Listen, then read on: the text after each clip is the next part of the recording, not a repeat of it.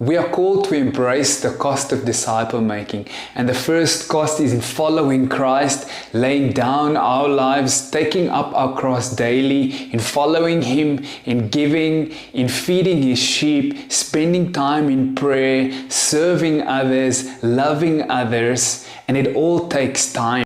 The second cost involves disciple making, sharing of our faith. Paul wasn't put in prison because he just followed Christ. He was put in prison because he shared his faith. He multiplied his faith. He started to make other disciples. And when we only follow Christ and keep our faith to ourselves, the authorities are happy. We read in 2 Timothy 3 that everyone who desires to live a godly life in Christ will be persecuted. So persecution is part of a disciple's life.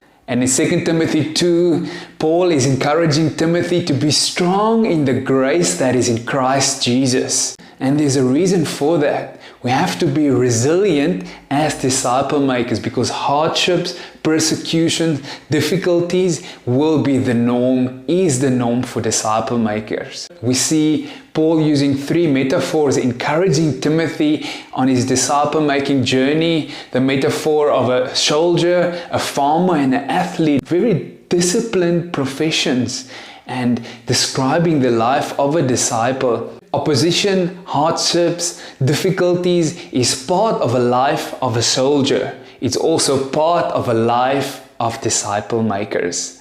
The cost of making disciples, of arranging times, initiating conversations, sharing our faith, making plans, it takes time. It will take our lives. It asks of our lives. If disciple making is not your main thing, it's not your thing.